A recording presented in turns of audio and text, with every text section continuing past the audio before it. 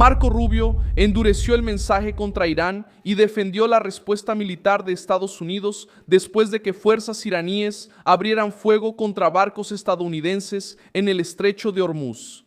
Este viernes, 8 de mayo de 2026, la frase que marcó la posición de Washington fue directa: solo las naciones estúpidas no responden cuando les disparan. El secretario de Estado más poderoso de Estados Unidos dijo que los destructores estadounidenses estaban en aguas internacionales. Fueron atacados por misiles, drones y embarcaciones rápidas y respondieron para proteger a su propia tripulación. Rubio abrió una nueva interpretación de la crisis, sugiriendo que pueden volver a bombardear con fuerza brutal a la Guardia Revolucionaria Islámica. Ya te voy a contar todo eso, pero ahora vas a querer estar suscrito al canal para seguir bien informado, información en tiempo real con la mejor calidad periodística. Con el sello de credibilidad, Milson Alves. El punto central del discurso de Rubio no fue una amenaza vacía. Esto ocurrió después de un nuevo intercambio de disparos en el estrecho de Hormuz, donde el Comando Central de Estados Unidos afirmó que ataques iraníes contra 3 barcos de la Marina fueron interceptados. Según el informe estadounidense, ningún barco de Estados Unidos fue alcanzado y las fuerzas estadounidenses atacaron instalaciones militares iraníes vinculadas a la agresión. Trump también afirmó que los 3 destructores salieron sin daños y que Irán sufrió pérdidas en los puntos utilizados para atacar. Los barcos estadounidenses estaban involucrados en el esfuerzo de reapertura del paso marítimo dentro del Proyecto Libertad, una operación presentada por Washington como defensiva y orientada a proteger el tránsito de embarcaciones comerciales. Rubio separó esta fase de la Operación Furia Épica, que declaró finalizada después de alcanzar objetivos militares iraníes. La nueva etapa, según él, es más limitada: escoltar, coordinar, proteger rutas y reaccionar cuando haya un ataque. Y fue en ese punto que él afirmó la frase: no existe alto el fuego que obligue a una marina a aceptar un misil sin responder. La gravedad aumenta porque Hormuz ya acumula muertos y embarcaciones retenidas. Rubio afirmó días antes que al menos 10 marineros civiles murieron durante la crisis y que cerca de 23,000 personas de 87 naciones estaban en barcos retenidos o amenazados en la región. Eso explica por qué Washington trata el caso como una emergencia internacional y no solo como una disputa entre 2 fuerzas armadas. Irán intenta transformar la crisis en un instrumento de presión. La denuncia estadounidense es que Teherán empezó a actuar como si pudiera autorizar, impedir, grabar o amenazar el paso por una ruta internacional. Rubio llamó a esto inaceptable porque si el mundo acepta que una fuerza local controle un paso utilizado por varias naciones, otras potencias podrían copiar el método en otros puntos sensibles. La declaración no fue solo contra Teherán. Fue una advertencia a los aliados que condenan a Irán en discursos, pero retroceden cuando llega el momento de apoyar medidas concretas. En Roma, Rubio dejó claro que la Casa Blanca espera más que solo notas diplomáticas. Él cuestionó por qué los aliados europeos no apoyarían el intento estadounidense de confrontar a Irán y reabrir Hormuz. Italia intentó equilibrar su relación con Washington, su política interna y el peso económico de la guerra.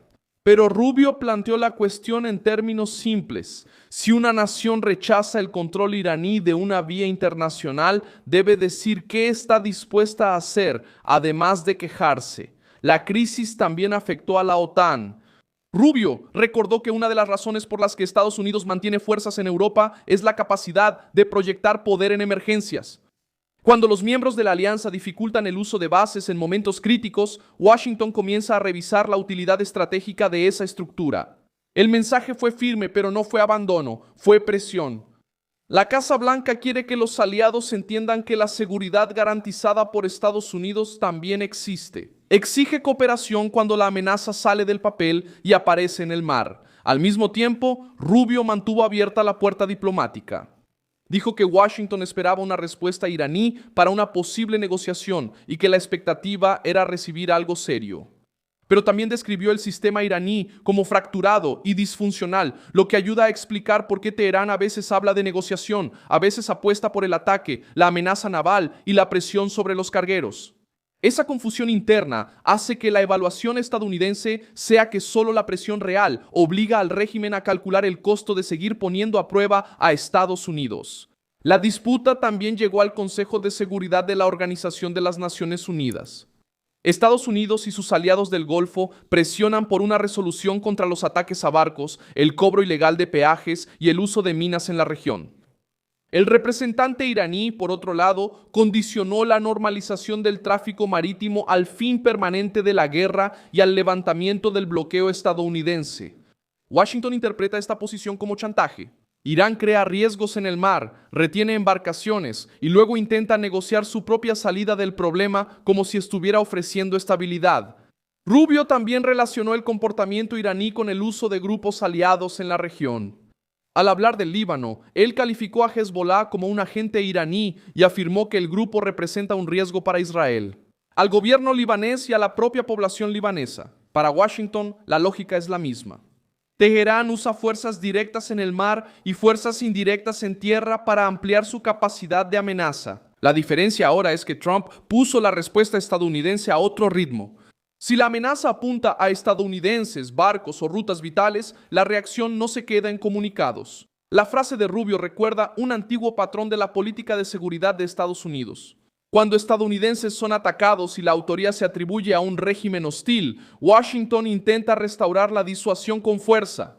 El 15 de abril de 1986, Ronald Reagan ordenó ataques contra objetivos en Libia después del atentado en la discoteca La Belle, en Berlín Occidental, frecuentada por militares estadounidenses. El ataque mató a 2 soldados estadounidenses y a una mujer turca, además de dejar más de 200 heridos.